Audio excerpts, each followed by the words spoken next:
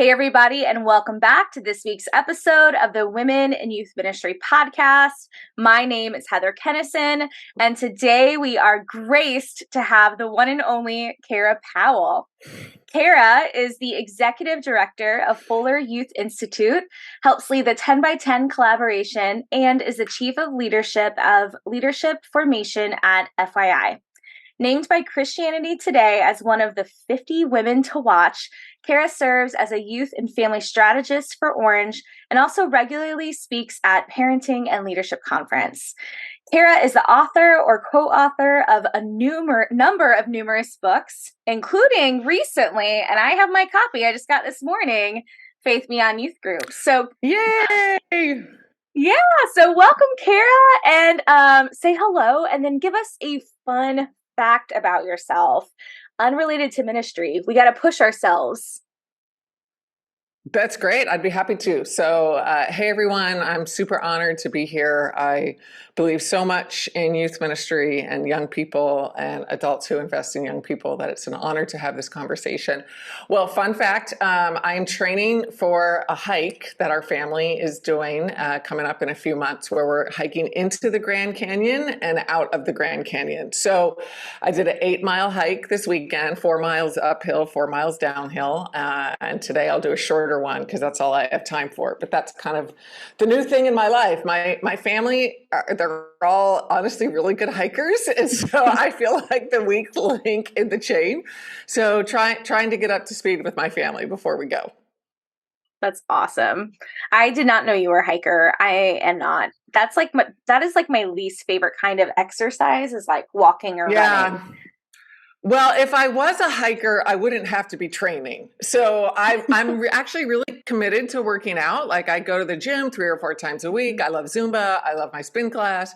I do strength training and all that. But just like the hours and hours of hiking, especially uphill, is not something I'm ready for. So I'm trying to get ready. So I like to start off these podcasts with a few icebreakers because youth ministry. Right. So, and I have not prepared you for this, so this will be fun. No, this will be a good surprise. What is the best gift you've ever received and why? Well, the first thing that comes to my mind, this is a little, the best gift was my engagement ring when my husband proposed to me. So, we had been dating for 18 months. I was head over heels in love with him. And on a mission trip, he proposed to me in Prague on the Charles Bridge, and it was wonderful. So yeah, that's the best material gift that's been given to me. All right, flash it for YouTube. Flash it for YouTube. There we go. Yes, there we go. Yes. But probably really, really needs to be cleaned. But yes, that is my wedding ring, engagement ring and wedding ring. Same. So we are in the midst of Halloween season, and we have all these wonderful holidays coming up. What is your favorite holiday to celebrate in youth ministry? Oh, in youth ministry. I think it's probably, Easter is my favorite holiday to celebrate in youth ministry. It's so Christian of you. Yeah. It's our Super Bowl, right? Like it's, and actually, I kind of rededicated my life on Easter Sunday as a high school junior.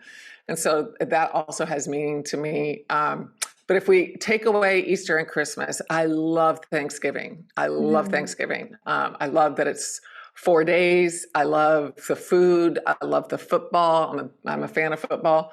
I love that there are no gifts because gifts just get complicated and a lot of work and money. And so, Thanksgiving is my favorite holiday overall. But when it comes to like what I really love about youth group, Easter and Christmas are pretty hard to beat. So I love it. I love that you also call Easter Super Bowl Sunday. In my last church, we would call Christmas week the World Series because of all of the different services they are, right? Multi-day. Yeah, totally. Oh my gosh, so many. And sometimes at the same time. And it's like, what is happening? Truly. But I think what's interesting is, I'm not on staff at a church now, but at least as a youth pastor, Christmas was a bit of a downtime. For the worship folks and preaching pastors, it was their World Series. But I remember actually appreciating that in youth ministry that we ratcheted down events, starting mid-December, because we wanted young people to be with families and be with the overall church. So, so it is a bit of a more respite for us in youth ministry than some of our other pastoral colleagues. For sure, for sure. I would say my busy time is like April through October, but Totally. then like that means November through March. Yeah. I mean, that's literally Lent and Advent. Yeah, yeah, So exactly. Yeah, completely yeah. Summer's flip-flopped. when, we're so busy in the summer in youth ministry, right? But Mhm. December especially can be some downtime. So, Yeah, yeah, for sure, for sure. So you're on today because yeah, you just launched this 10 by 10 initiative, yeah, and I'm excited for you to talk about it because Women in Youth Ministry has had the privilege of partnering with 10 by 10 and being one of the partners. So what is 10 by 10? yeah. Especially the name. What is that name? Yeah. Okay, great. Let's start with the name. So 10 by 10, the mission, it actually explains the name, because the mission is to help faith matter more for 10 million young people in the next 10 years. So that's where we get the 10 and the 10. In the spirit of John 10:10, where Jesus talks about the abundant life that comes from following him. So some estimates indicate that about over a million young people a year are drifting from the Christian faith in the US. And so this is our attempt to reverse that drift and have the church be a source of hope and light and grace and peace for all generations, especially young people. So yeah, the mission and the name overlap quite a bit. That's great. Now, 10 by 10 has a specific way that they are hoping to address this problem, which I think makes it really unique. Yeah. And what is the avenue that 10 by 10 is trying to resolve this issue? Yeah, well, if our mission is to help faith matter more for 10 million in the next 10 years, our strategy is elevating relational discipleship radically focused on Jesus. So when you look at how youth ministries are doing these days, most of us would not give ourselves a very high grade when it comes to actually deeply forming the faith of young people or actually deeply discipling young people.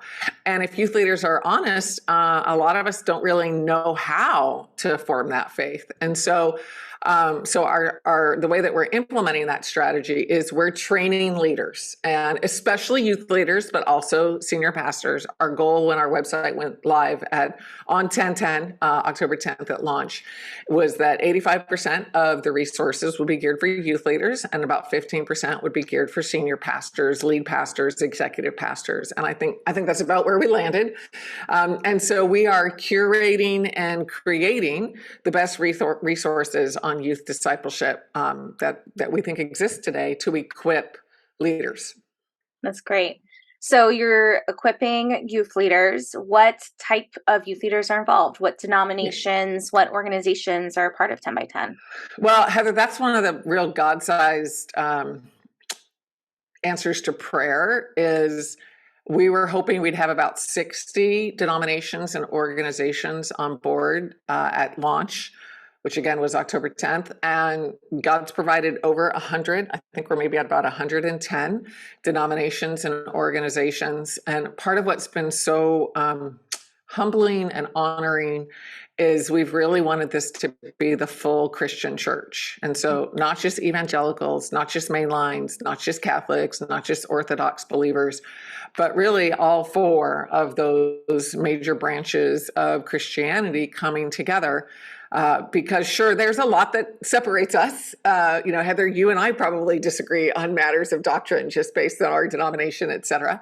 And, if you get any two or three Christians in a room together, we're going to disagree on something. But what we're seeing with 10 by 10 is what we agree on is Jesus and young people, and how desperately we want to see the two come together. So that's what's been just so inspiring, is denominational youth leaders. I mean, ranging from Methodist, Episcopalian, Assemblies of God, Kojic, across the board, to Catholics that are kind of on the spectrum of progressive and conservative and Catholics, and then Orthodox folks saying, sure, we have our denominational distinctives, and those are somewhat important to us, but that's secondary to what we want to emphasize in this next season, which is young people. So that's been so humbling. So even at the launch summit, one of the one of the really special times at the Launch Summit, where we had about 250 leaders gathered in Chicago in early October from these over 100 orgs, is we did a worship service where we had 10 preachers, 10 speakers, each share for 5 minutes. And folks just commented, I mean, like a theme in the gathering was, I've never seen that kind of diversity before on a platform in a worship service, not ethnic and gender and denominational, just across the board. I mean, that's how people who are quite, I'll say, experienced even in ecumenical work, who were at the summit, were saying, we've never seen anything like this before. So it just seems like God is on the move in bringing together the church in the name of young people. Yeah. I mean, that was a big reason that I decided to get women in youth ministry on board, was when I was curious and just listening to what 10 by 10 was before launch. I heard this heart for resourcing specifically under-resourced youth workers. Yep. You know, in my last church, I was not under-resourced. I had a staff and I had a budget. And if I didn't have the money or the staffing to do something, I had volunteers. I mean, I had built that culture. And but I have this heart for under-resourced youth workers, which is why I switched careers and started working for a diocese that there's not a single full-time youth worker. And, you know, everyone is trying to figure out how to do church in a much different context than I had been in for the last decade. And that's what drew me towards that. And so it made sense as I was learning about 10 by 10. And it also fits my heart for women in youth ministry too. I mean, women are very under-resourced in their churches. We had half of our women who attended the conference this year paid for some portion of it out of their pocket because their churches don't have the budgets. They're part-time, they're volunteer, or they're full-time at a church that has cut their salary because of COVID. And COVID has put women back 2 years in their career. I mean, there's all these factors towards being a woman in ministry where we're just under-resourced. So anyway, that was what drew me to 10 by 10. Can you talk a little bit about why you guys are intentionally reaching out to orgs like Women Youth Ministry that are under-resourced? Yeah, thank you. I got so excited about the ecumenical nature of 10 by 10. I didn't fully answer your question, Heather. So thank you for helping me by answering the question of who do we serve. Yeah, I mean, we serve all youth leaders, and we've said we're extra mindful of leaders who are under-resourced as well as leaders in communities of color. Because to your point, like you talk about your previous church, my previous last two contexts as a youth pastor, like we've had enough resources. We had problems, but lack of resources wasn't one of them. And in all candor, a lot of the youth ministry ecosystem is geared to cater toward larger, more resourced, better funded ministries with, like you kind of alluded to, full-time youth leaders, et cetera. And that reality is just changing in the US today. There's fewer of those and more people who are co-vocational, bivocational. When we look at the demographics of this generation of young people when it comes to ethnicity, in the midst of everything that happened in 2020, one of the, I think, exciting changes in 2020, there was a lot that was heartbreaking about 2020, but one of the really exciting changes was, according to US Census data, we actually crossed a line where now for those under 18, 50% are young people of color and 50% are those who are white. And so we are very mindful of that. Honestly, I mean, we don't go 15 minutes in 10 by 10 discussions without talking about the opportunities, the insights, and the challenges in communities of color, youth leaders of color, especially if they're in under-resourced contexts. And so we're always asking, okay, how can this help that part-time youth leader? And so as a result, the vast majority of our resources are free. God's provided a lot of great fund development partners and foundations and individuals who believe in 10 by 10. And because of their generosity over the last few years, if you go to 1010.org, 1010.org, you'll see that most of our resources are free. The only thing that's not free is there's some things that partners are offering. And because of cost to partners, which we want to elevate partners. So we're thrilled to offer their resources. And sometimes they can't offer resources for free, but everything that 10 by 10 creates is free. We also think in terms of training that's done in no more than a half hour a week. So even our kind of our most intensive 10-week training is a half hour a week, because for busy youth leaders, we're imagining a youth leader who's maybe giving five hours a week total to youth ministry. Mm-hmm. And so if they can make half hour of that training, then we want to have just what they need when they need it. So to your point, yes, free. All of our resources are available online. So you can train yourself. Ideally, you're going through the training with a few friends, but you can train yourself at any time. So accessibility, equity, those have been some really important words for us as we've been creating and curating resources. That's great. I recently heard, I think someone on staff with me say, I don't think that there's a pulpit supply shortage, because that's what we're hearing right now is like, there's all these open youth minister positions. Yeah. There's all these open clergy pastor positions, and no one's filling them, right? Yeah. And so someone said, I don't think the issue is that there's a unwillingness of people to do these positions. The people are there. I think there's an unwillingness for them to do it under-resourced. Yeah, totally. And that like really kind of shifted my understanding, because there's, we keep saying there's this huge pulpit supply issue. There's more open positions than there are willing people. And then, kind of adjusting my understanding. Actually, people might be willing. They're just not willing to do it while under-resourced. So something like 10 by 10 can really help give people the resources to do their jobs well. Yeah. And I love that you're thinking about the person who's 5 hours a week, because again, most of the stuff we put out there, and I will put myself in that category, I am always thinking about the full-time person. Totally. And I have to shift that. Yeah. And I mean, we, to that point, like at the 10 by 10 team, we've been very intentional in hiring leaders who come from under-resourced backgrounds, so that they just have all the empathy in the world for that, that youth leader who's got multiple gigs going and loves young people and just wants to do better and be better with the few hours they have a week. That's great. What difference are you hoping that 10 by 10 makes in youth ministry? Yeah. Well, we hope we work ourselves out of a job, and for a couple of reasons. Number one is that we say we're a first stop, not a long-term shop. So honestly, we are not geared to be a long-term training organization. There's already great training organizations like Women in Youth Ministry that we want to point leaders to. And so, if a leader is still only connected with 10 by 10 after a certain amount of time, then that's a failure on 10 by 10's part. So, we would say long-term, we want leaders better connected with their denomination, better connected with other training organizations, et cetera. So that's always what we're driving for, is what pipeways are we creating to our partners? So that's one.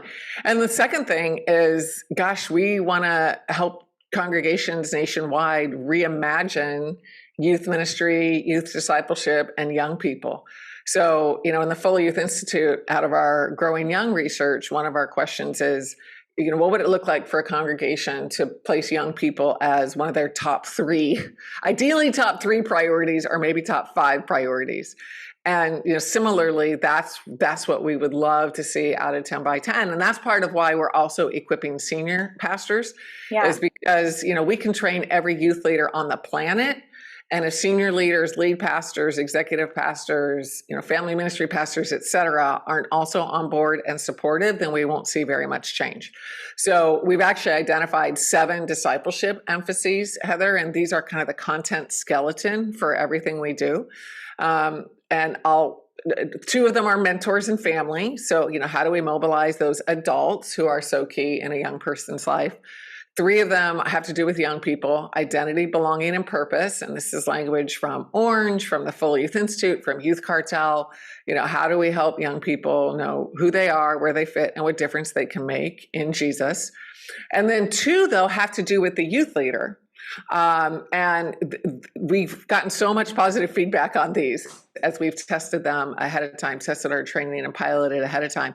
One has to do with the youth leader's own growth? How is the youth leader growing in their relationship with Jesus as well as holistically? And the other is, how can the youth leader bring about change, not just in the youth ministry, but the overall church? And so, we've intentionally got all three groups covered: the youth leader, the adults who are investing in young people, and then the young people themselves, because all three are important. And actually, part of what I think is so brilliant about 10 by 10 is very early in the training process, leaders take a relational discipleship inventory, 5-minute quiz, where they can get information on how they're doing on those dimensions and know then what to focus on, maybe where they need to grow stronger, as well as what areas are particularly strong where God's already working already. So in addition to training, we also give quite a bit of self-assessment so that leaders can track their progress and make the right decisions about the next round of training they want. That's great. I love that you're specifically including senior pastors in this too. Yeah. I remember one year we brought the head of HR to Orange Conference with us. That's awesome. It was so helpful because, as the executive director of HR, we wanted them to see what we were into and to see that kids and youth ministry, it's a serious thing, or at least we want to take a serious approach to it, not that 90s chugging root beer through dirty socks approach. Totally. And it really changed our ministry for a few years. Are you laughing at my root beer? I'm laughing at that. I'm I don't actually think I've ever done that, Heather. Chugging root beer through dirty socks. Maybe that was a Midwest youth ministry thing. Listen, here's the thing. I mentioned that example. So in my diocese, we're doing neighborhood meetings right now. And we're going around, the diocese is split into 6. And so we're visiting different neighborhoods. And since I'm new, I'm giving the spiel on youth ministry. And we have this big vision summit next week that I've been working towards to kind of set our goals. So anyway, I was telling people, I was youth ministry doesn't look like, it used to. Your church isn't going to look like the youth group models of the past. It's all about intergenerational. We're not worried about, the 90s games of chugging root beer through dirty socks like I did. And they all stared at me blankly. And with shock. And that look when you share something traumatic with someone, are you okay? Yeah. And then one of them was you're kidding, right? And I was no. Yeah. No, I mean, I've done plenty of gross things. I won't even name them. Okay. But no, root beer through dirty socks is not on that list. So yeah, I'm going to call my therapist, get an extra session in. Book a few appointments for sure. But I think that's the point too of 10 by 10 is we're doing things differently too. Yes. A lot of these under-resourced churches, they're not doing the youth group model. They're doing something totally different. Well, and that's what's been so freeing, honestly, is we've gotten such, again, great response from youth leaders who've piloted our resources because they realize I don't have to do the big youth group model that is harder to do now at this stage of the pandemic. And so let's reinvent. I know we're tired of words like that, but let's go back to what really counts: relationships, focused on Jesus, identity, belonging, and purpose, mobilizing volunteers and connecting with parents and families, step parents, guardians, etc. So I think while this is a tough time to be in youth ministry, and especially when I look at youth cartel data, over 30% of youth leaders have seriously contemplated leaving youth ministry in the last year. Barna's data, over 40% of pastors overall have contemplated leaving youth ministry. I mean, there's a fatigue, there's a depletedness in leaders today, especially youth leaders. And I think this is also a time where we can move away from some of the old models that maybe weren't working great before the pandemic and certainly aren't working as well now. And let's go back to what eventually drew us, what initially drew us to ministry, which is loving young people and investing in the adults who invest in young people. So that's part of what 10 by 10 is, an invitation to reclaim that. And yeah, absolutely have fun. I mean, maybe drink root beer out of clean socks every once in a while, and, absolutely have fun. And I mean, that's part of what we hope happens in 10 by 10. In fact, some of our main training is, let's start with purpose, like your why, and then who are your people, and then your programs come after that. And so how freeing would it be if we would start with our purpose and our people, and then let programs emerge, instead of feeling this pressure to keep programs going, to continue to do what we were doing 3, 4, 10 years ago, which maybe just isn't hitting with young people now. Like, let's reevaluate and let's recalibrate that's more purpose-driven and oriented around our people. That's great. That's great. So Women Youth Ministry, we signed up to be one of the over 100 partners that 10 by 10 is working with. Yes. What is your hope for working with these various partners? How are you hoping that this partnership further boosts the 10 by 10 work, but also helps the partners achieve their goals as well? Yeah.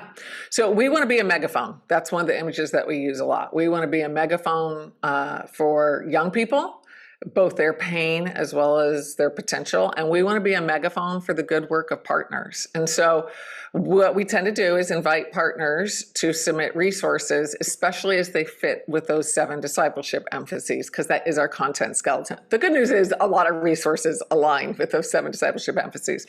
And so then as we're creating resources, again, everything points to a partner resource. And so, we would love if, as Women in Youth Ministry is more and more involved, that more and more people hear about the great conference, hear about this podcast, hear about other resources, and especially women, but all youth leaders who want to better understand the dynamics of being a woman in youth ministry, that they get connected with this ecosystem of this great training organization. So that's what we're doing. We're ideally pointing people to your great work, so that they'll click on that podcast episode, but then they'll also say, hey, maybe I've never heard of this organization. I want to click around a little bit more on this website and see what else exists for me. So that's a big part of what we do. And we have some resources kind of at the deepest end of our resources are called deep dives. And that's where organizations say, like, here's 4 to 6 weeks of content for leaders who want to do a deeper dive just in our organization's work. So it would be totally wonderful if Women in Youth Ministry ended up curating some of your great content, podcast episodes, videos, articles, posts, etc., into a 4 to 6 week learning journey that we could be advertising, just to even be more blatant about the power of these resources. So that's great. And then where can a youth worker go to find out more about 10 by 10? Yeah. Well, the easiest website for me to say aloud is 1010.org. So 1010, the number 1010.org. And there you can start getting resources immediately. And part of what we've done is we've created a very brief 2-minute quiz where you tell us a little bit about your experience level. You tell us a little bit about your toughest questions these days, as well as your faith tradition. And we offer a special curated bundle of resources just for you based on the 2 minutes of information you give us. So that's a great starting point. That's really, really cool. Is there anything else that you want to say about 10 by 10? I would just say that young people look at churches today and the church in the U.S., and I think they see a lot of unloving, hate-filled, divisive, conflict-heavy Jesus followers not getting along, not being kind, not prioritizing them. And so part of what we want to do is help churches and help ministries say, no, we want to be different. We want to do different for this generation. We want to be a church that is not known for what we're against, but known for being for young people, known for being for justice, known for being for the love and peace of Christ. And so and we at the summit that we had recently, where again 250 very diverse leaders, so many times people said, I wish young people could see this. I wish young people could see this, because I think it would give more hope in the church. And so hopefully that can happen more and more as we equip youth leaders, that young people also get to see glimpses of the church that inspires them, honestly, instead of makes them cringe. We want a church to be inspiring instead of heartbreaking. And so that's what we're aiming for, Heather.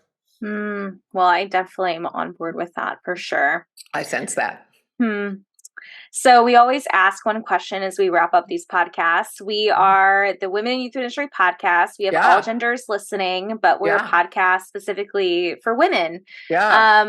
What is a word of encouragement or something you've been thinking about lately? It could be unrelated to 10 by 10 or not, that you Yeah. just think you'd like women to hear today.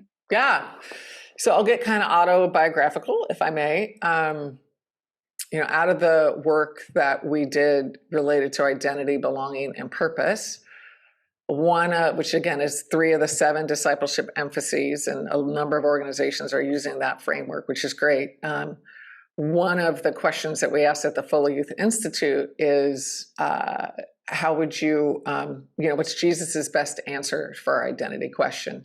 And what we landed on, and we hope churches come up with better answers for their context, but what we landed and offer as a starting point is, when it comes to our identity, that Jesus makes us enough, that Jesus makes us enough, that Jesus makes us more than enough.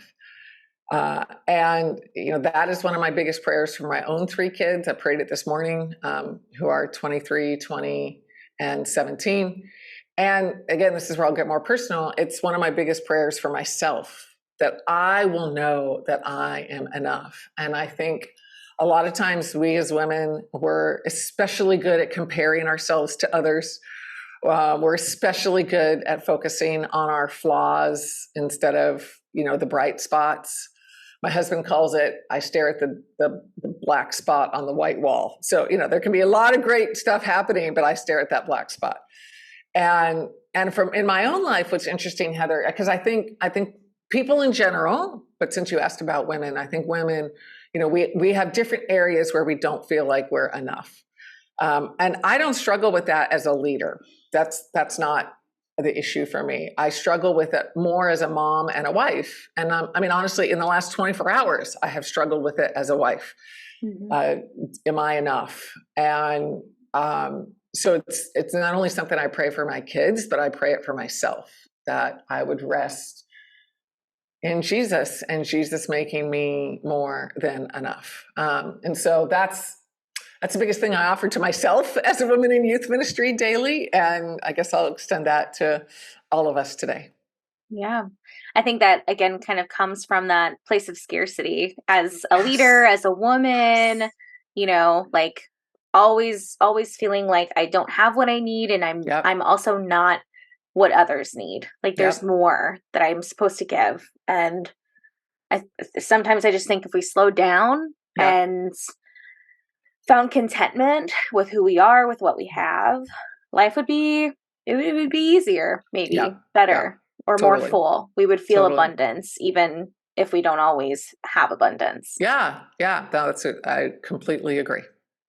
I love that. Well, thank you so much for sharing that. And Kara, it's just an honor to have you on again. Well, thanks for a great conversation. I look forward to the next one. For sure. Well, thanks everybody for listening, and we will see you all real soon.